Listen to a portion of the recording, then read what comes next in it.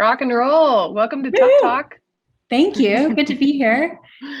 So, Tough Talk, it's an interview series where we ask smart people tough questions. I wear this hat on all of them, which is great.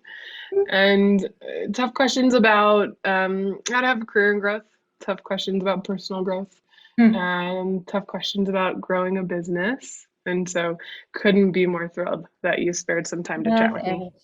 Thank you for inviting me. Thanks for having me. I'm curious. I did some sleuthing. So you and I haven't had a chance to work together too collaboratively. So I don't know much about you, which is great. Oh. So I got to stalk your Instagram and your LinkedIn, and I'm curious. So you've been the founder and CEO at MyWellbeing for the last 5 years. Hmm. And what did it look like to get there? It didn't look like you had a ton of like 8 years of startup experience before launching MyWellbeing. So can you talk to me a little bit about the path to being like, I'm ready to go all in and start my own business? Yeah, absolutely. So I have identified and behaved pretty entrepreneurially forever, even though I didn't really know that that was a noun or a character trait or a career path. Hmm. So for the most part, I've always identified as combing through seeking out problems and feeling a compulsion to solve them in as like fast and efficient a way as possible. And almost Hmm. always it involved some sort of social justice or social impact. So when I was really young, it might have had to do with bullying, like seeing bullying, Hmm. feeling like a gnawing fire to do something about it, and then essentially community organizing to do something about it, which sometimes gained me friends, sometimes lost me friends, but that's true of business ownership as well. Yeah. Um, so, and then, that kind of evolved. I have memories of when I was in college. I went to college, and when I graduated high school, I was really strong in math and science, but had an absolute passion for photography and art. Hmm. Okay. And some of my earliest career aspirations were, at first, I wanted to be a veterinarian because I love animals. Hmm. Then I started to actually imagine animals like bleeding and broken, and I could not stomach it. And then I wanted to be a fashion designer. And then I really was craving something with no discredit to fat. There's ways to do social impact in fashion, but I wanted to do something more directly related to social impact and Hmm. well-being. And then I found myself in high school being like, what the F am I supposed to do with my life? Which is a pretty consistent existential crisis from junior year of high school through like 2 years after college. So it's pretty long Hmm. existential crisis. It started early, it feels like. Started early. And I was looking around. My parents are absolutely two amazing people, but they are pretty hands off in their parenting style, and they're pretty laissez faire in the advice they give. They're like, Mm. everything will be fine. That's kind of their mantra. Ditto. I'm like, But somebody give me instruction. yes, when you are a 18-year-old angsty Yeah. existential crisis teen, you're like, but what am I supposed to do with that? So I looked in absolutely every direction, wound up stumbling across my chemistry teacher. I was like, what am I supposed to do? I was Mm. strong in math and science, and he's like, you know what, you're a woman, you should be an engineer because That's all I engineering knew. needs more women, you'll make a good living. And I was like, okay, that meant all I needed was a direction to point my compass. So the recovering perfectionist type A personality that I am, I not only applied to like all the country's best engineering programs, I was accepted to Northwestern in their engineering school. And then I decided to do their honors program, which was Okay. like advanced physics, math, whatever, paired with the sort of like a pre-med track. Because I wanted to do biomedical engineering. Specifically, I wanted to make prosthetic limbs.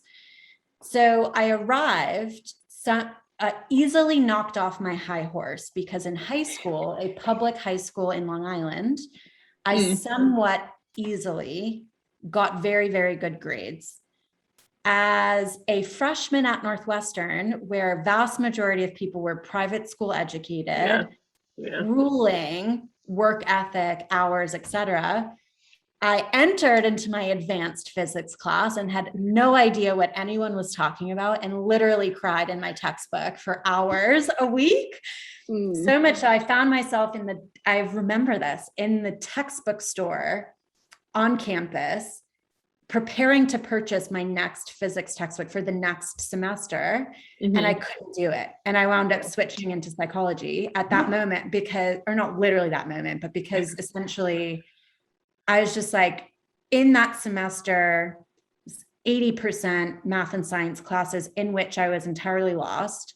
And 20%, you know, one of the requirements of engineers was public speaking. I loved that class. It was my zone of genius. Every other engineer literally had panic attacks outside the door. And the sharp contrast between their obvious thriving in the math and sciences in that context and my obvious thriving in the, I was like, I think something's amiss here, or like, I shouldn't really be this degree of suffering as I'm learning. Yeah. So sought out to find a better fit. I wound up in, you know, psychology, international studies. And during school, I wound up running a couple fundraisers for disaster relief efforts and made jewelry, essentially sold the jewelry, donated all the proceeds to the American Red Cross. That was probably my first significant entrepreneurial endeavor. I wouldn't have called it that at the time. It was just that I watched the news. It was Haiti specifically, and I felt powerless, and I tried to grasp control to do something that felt like it would be helpful. And then from there, I wound up getting into community organizing. So for a couple of years, my early career, I was exposed early to very resource-strapped organizations, both in finance and human capital, needing to wear multiple hats, needing to get a lot of things done on a very short timeline with relatively little direction and relatively high stakes of, if it doesn't happen, someone's life is on the line. So that, I think, really equipped me for entrepreneurship. And again, I didn't know it at the time. And at the time, I felt like I was floundering. Like, what am I doing? How is this a career path? Like, what is this leading to? From there, I wound up using Kickstarter to raise about a year's worth of runway to write a book in Hungary. And found myself in Hungary. I was researching and writing about third generation Holocaust survivors. And while I was there, realized that my paternal grandmother grew up in that area, you know, was directly impacted by the things that I was researching and studying, and had a really out of body experience of like, oh my God, how did I wind up here studying these things, not realizing it was my direct roots. So that was a really powerful experience. And that was a real aha moment for me as well, where all of the research was rooted in one-on-one interviews. I really loved that.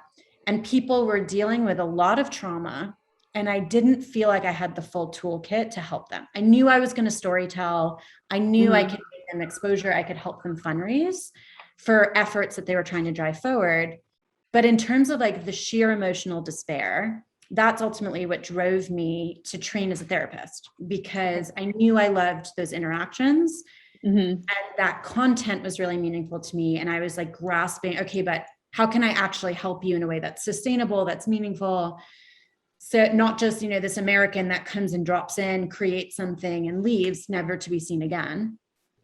So when I started social work school, it's when I also started pursuing my own therapist search. And anxiety was no stranger to me. My family has a long history of mental health dynamics. And I mentioned recovering perfectionist type A. Generally, perfectionism in type A comes with quite a bit of anxiety, justified or not, meaning we're hard on ourselves.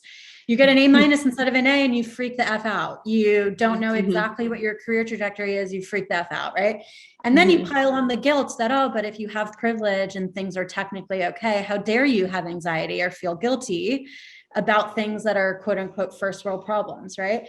So, and I'm saying that somewhat colloquially, but it's painful. It's both painful, and there are things to be grateful for in that, if that is what you're coping with. So at that moment is when I really started to have the first person experience and to realize I had put off my therapist search for so long, because any time that I encountered a bit of friction, I was high functioning enough to just be like, not right now. So I'd call 20 people, no one would call me back like 2 years prior and be like, whatever. I'd go to the university mental health center. There'd be a 6-month wait list and I'd be like, I'll come back next year. And it was fine. It was fine. This time it became a professional need because I was like, I will not become a therapist without having been in my own therapy. Right. So, and naturally, type A, once it became a professional need, I was like, I basically won't stop searching until this thing happens. It took me better part of like 2 years to find someone who really felt like a good fit, who had the same availability, same fee range that I could afford, the right, identity, demographics, issue areas I was hoping to work through. And I had an immense frustration and empathy for if I were in the midst of a crisis, a panic attack, a depressive episode, that just would have been impossible. So that's really what laid the foundation for starting MyWellbeing. And to your original question of how did it look from a business perspective? So especially in the early days, in my head, I think one of the things that in hindsight was a really big strength for me was I just didn't doubt that I could do it. Even if doing it was, I had a relatively would carve up these big, hairy needs and to-dos into very concrete short-term tasks. And would just do tasks. I would have these running to-do lists that inevitably continue to grow.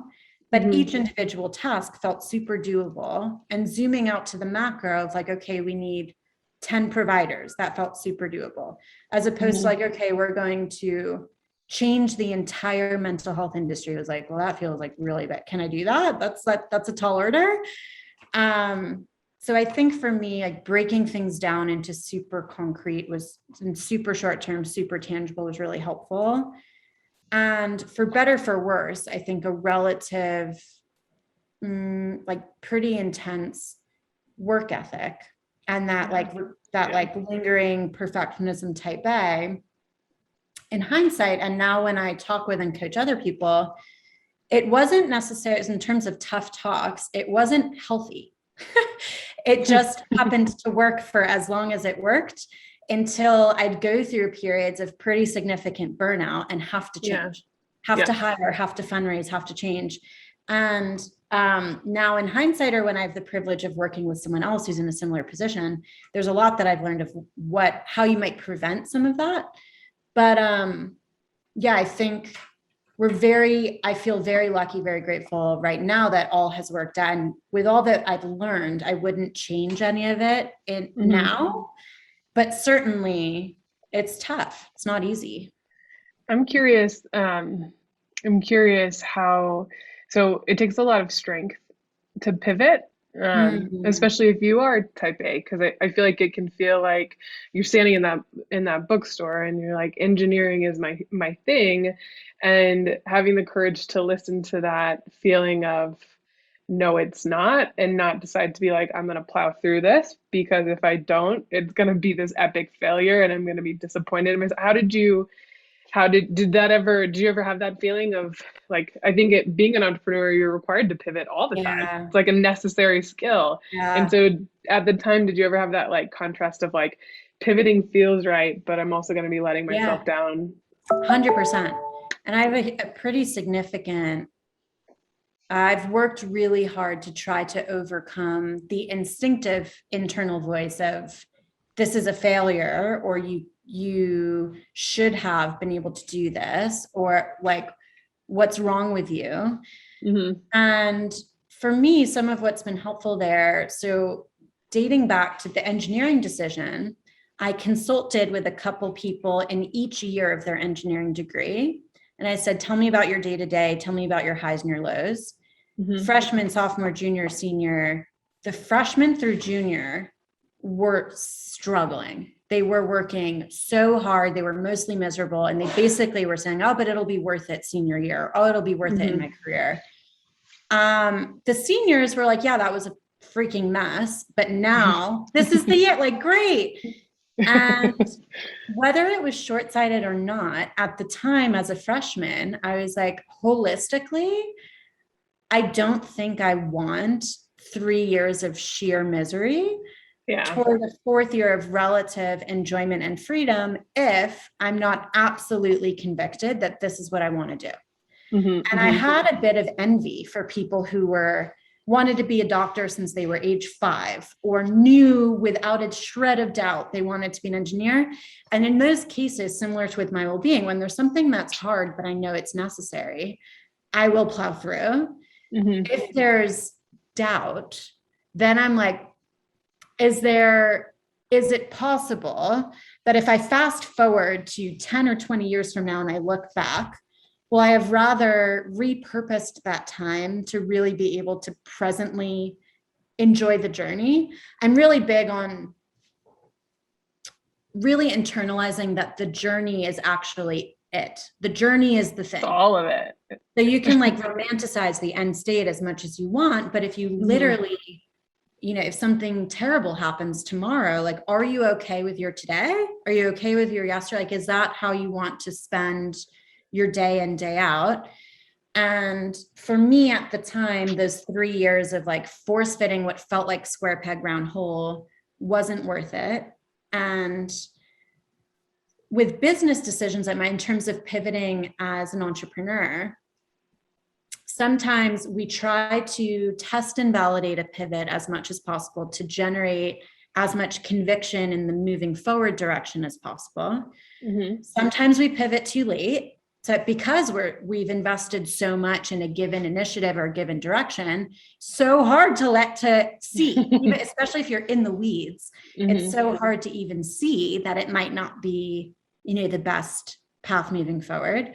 So to that end, I think there's a little bit of like really trying to appreciate the sunk cost of like, sure, we invested that, but what did we learn? And can we honor those lessons and apply them in a better way?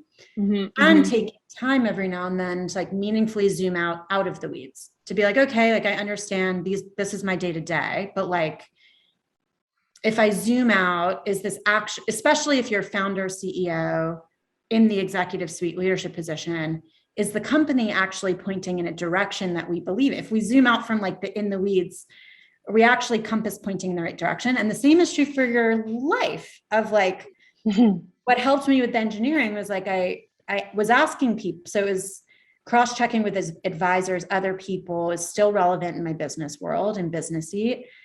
And their end state was like in a lab or at a computer. And I tried to really envision that. And I just saw myself with people. And I said, like, so I know there's a lot of different things in an answer to what seems like maybe a simple question, but yeah, it's a lot of like trust. And I think one of the biggest benefits of therapy and or coaching, which is nearly impossible to quantify or to like know when exactly it's going to happen, is like constantly refining the instrument to assess internally what voices to listen to and magnify and what voices to like respectfully ignore. Because it's counterintuitive. It's like, hold on, I'm supposed to trust myself and listen to myself. But there's this other anxious voice that's like, you idiot. And I'm not supposed to listen to that voice, but I am supposed to listen to this like intuition voice. Like, how do I know what the difference is? So, and why it's impossible to quantify, because it's not like, hey, in 2.5 sessions, you're going to gain that ability. And it's not like, hey, after 2 years, like you are finished learning that. I fundamentally believe like throughout your life, every single new role you take on, new thing in your life, like is another opportunity to practice like, what am I going to continue to like hear or like compartmentalize over there for a second? I think, you've hit on something a few times that I think is really critical to running a business, this like ability to zoom in and solve problems one day at a time, but then zoom out. And yes, that's not always an easy thing to do, but it's like such a requirement. Otherwise, it's easy to go down the wrong path. Yeah. And as far as tough talks and growing a business, I think that relationship and that context switching is a relatively rare opportunity for employees. And I think when I'm hiring, something that I see in hiring is that some people either expect or are most used to or are most talented zooming in and executing. and Yep. others either expect or are most used to or most talented in zooming, visioning, managing. And at an early stage company, you need every single hire to be able to do both. And it's so hard to find that talent, to be that talent, and like to know if you make a bet on someone who doesn't have that explicit experience, can they grow into it? If you hire someone who's maybe like ahead of your stage, are they going to roll up their sleeves? Right. So that, I would say, is something that day one I did not anticipate the difficulty of. And it's really hard to get right. And when you get it right, it is like game changing. Magic. It's amazing. It's like literally magic. Yeah, we similar experience at Tough, especially being, service-based business. I think we made a lot of hiring mistakes in the beginning until we put like a real framework around it and understood the characteristics that an early stage team member needs. A little less focus on their executional experience, a little bit more about their ability to adapt to work in a remote environment. It's like then when you can put on paper some of the characteristics that are requirements of a hire, as well as what they can learn and what they can lean into, it starts to get a little easier. And the more but it's tricky. transparency in what they read to know if they want to apply. Like, Yep. because early Employer on, branding. we wanted to be what everyone wanted. So we're like, yeah, this is the place for you or the place for you. And it's like, actually, it's just not. It's not possible to be the place for everyone. In the beginning, you're like, I can't believe somebody wants to work here. No, I know. It's this is like amazing. Yeah. Agreed. It's a scary experience, a humbling one when you go from 0 candidates to over 1,000 when you post a role, Oh my gosh. Yeah. And honestly, also in terms of like tough, the theme of like things that are tough, like I think early stage, if you or someone, whoever is listening is starting something on their own. I started MyWellbeing on my own. It was just me for a year. That whole year I was grinding. I fantasized about having other teammates. And when done right, it is magic. But at the same time, the second I made my first hire, I was like, I have caretaker tendencies. I was more stressed. There were things I could delegate, but I was like, now MyWellbeing literally has to provide for more than just me. Now the stakes of failure, like, oh, I'll disappoint like real people who are trusting their career, their health insurance, their salary, which is no small trust. No. So that was also like a really interesting period of like, when your expectations are in contrast to what is actually happening, those are the moments I find they're like, this is interesting. Or I guess a little like show stopping of sorts of like, okay, noted. Agreed. I think expectations is a big word for early stage and hires, because I think that's another thing. You're working on this thing for a long time by yourself, and you invite somebody into that, and expectations can be high, with those initial hires. And I've had to like reset a bit, and especially in the early days, that's an employee. They have lives. They're humans. They are contributing at a level that is great, and it will always be different than my level, And I think at first I was like, I can't believe you want to work here. And oh, by the way, my expectations are off the charts as to your investment in this, which took some resetting. Do you have 10 more minutes for me to pepper you with questions? Yeah. Okay. A slightly, hopefully easier one. My team loves following you on Instagram. That's so nice. A favorite account. I found this one back from January. Hey, you are wearing a hat. I'm going to get you one of these. You have 2 truths and a lie. So you have, we always play this with new team members at Tough too. So I'm always brave. I cry almost every time I talk about my own emotions. My father has always told me I'd be a CEO. I'm guessing the lie is number 1, but I wanna know from you, what's the lie, and can you elaborate on it? Yeah. Love this. And what's fascinating is, so it's from January. So much has already changed. So when I wrote this, and that's like such a, like, how ephemeral are we, how we identify, like where our emotions are at. When I wrote this, one was definitely the lie. Now, and part of why is because almost never use the words always or never, because I think they're inevitably not true, that there can't, it's never that binary, never. However, that said, now with like another, call it years worth of personal work, business work, I would say that I do not cry almost every time I talk about my own emotions. And I do actually think I'm always brave, even when I'm being, insert synonym for whatever the opposite of, needing more time and space, needing to press pause, needing to sit or ask for more time. I think since January, and I'm literally realizing live, I think I've been able to internalize that some of those things are not actually not brave. They're just vocalizing and asking for what my needs are in that moment, which sometimes is brave, whether it's my needs or business's needs. So, love that. And that was just a, little live lipo moment, but so true. Like in all of my therapy, all of my coaching for years, whenever I was opening up about something like raw and vulnerable, whether it happened that day or 20 years ago, bottomless crying, and like without a significant cognitive emotional attachment to the crying. It was just a bodily, here they are. Yeah. Whether you like it or not, they showed up. Yeah. I'm curious. So that was from January, and we're almost done with 2021. Can you talk to me about one or two things that you've picked up in the last year that you're excited to, whether inside or outside the office, that you're excited to carry with you into 2022? Yes. So many things. Mine feels like it's like I can picture like a whirring, like file cabinet of sort, like, or deck of cards, like,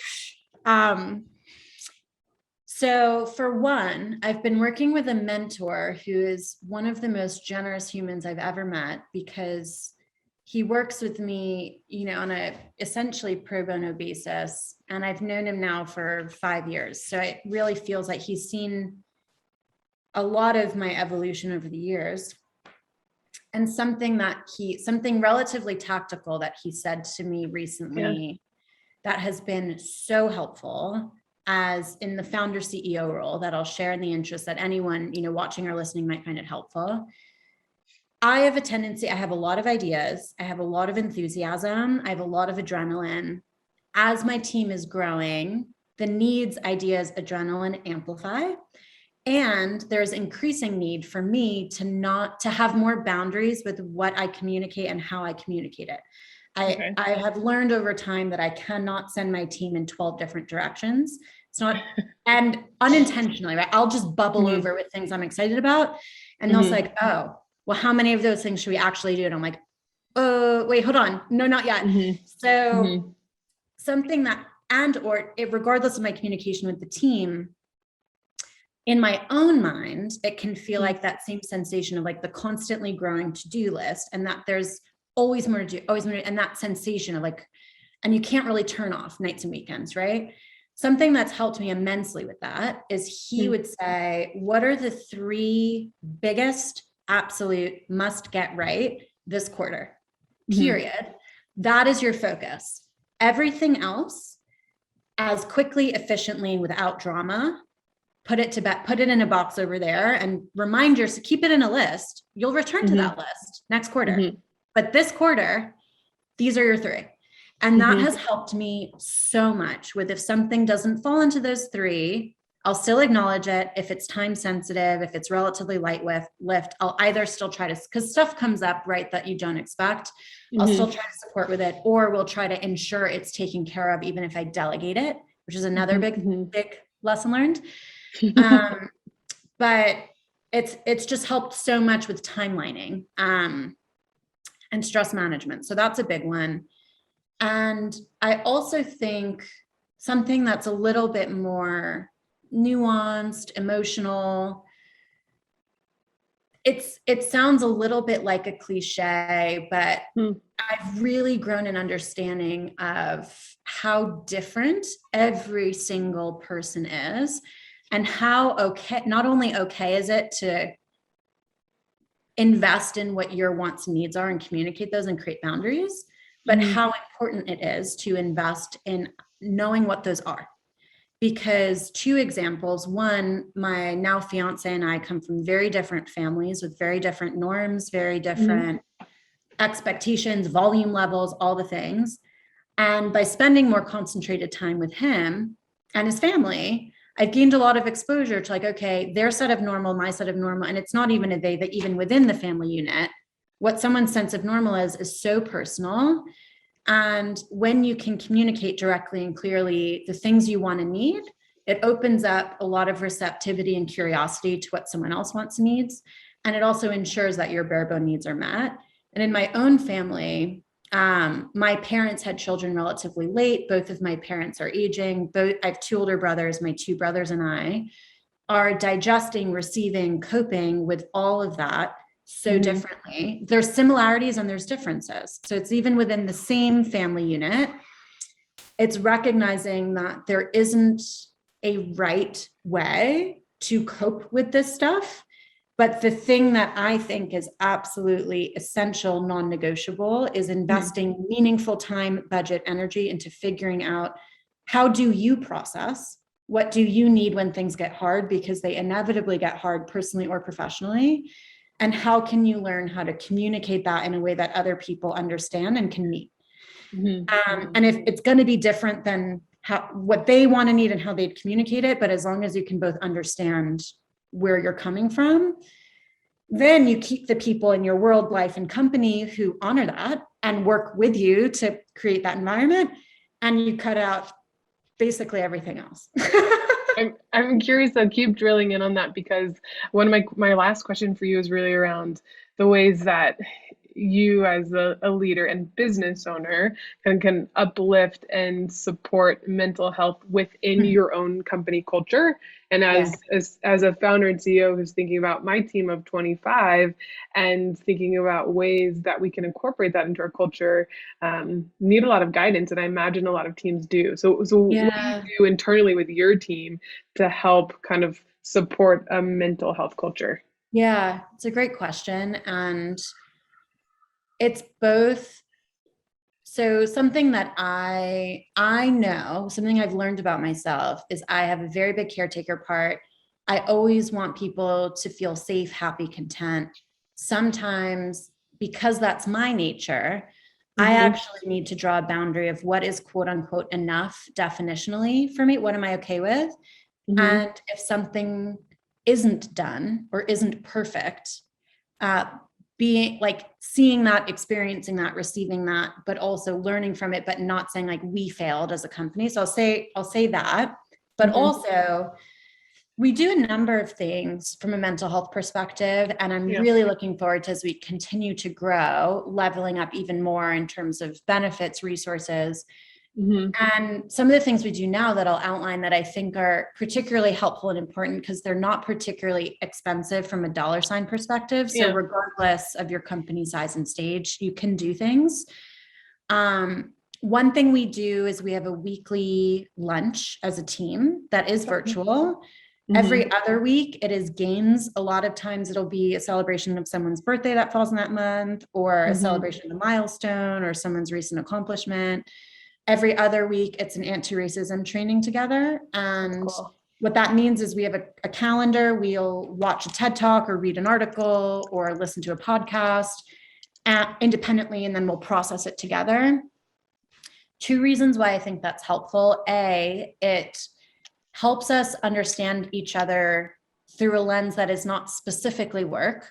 Yeah. And B, it's a pretty meaningful reminder of like, hey, the world is big. There are really big issues, really big, like our entire world is not your to-do list.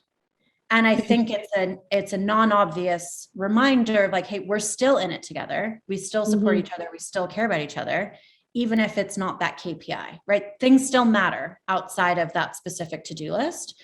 Hmm. And I think sometimes, especially at a startup, it's all too easy to lose sight of that. You go like all in on the to-do list and everything else kind of vanishes. So this is one way that we like to weave in and prioritize some of our values. And I think values individually and as groups are so important. Mm-hmm. In light of that, we have quarterly Fridays at MyWellbeing. So 4 times a year, we have a long weekend that's not a national holiday where the company is closed. We do quarterly on-site/off-sites. So far they've been virtual. We are having an in-person one next week, fingers crossed, planning a lot of health and safety measures for COVID, but fingers crossed that New York doesn't shut down. And in those, we do a pretty healthy blend of interpersonal review and feedback, fun bonding, as well as like high level visioning and creative work and brainstorming. And that also, I think, is an exercise in collaborating and working together on things that feel like in the day-to-day, there's no time, but at least once a quarter, it's fun. It's what we're actually doing here. It's the impact we want to make. It's the big ticket items.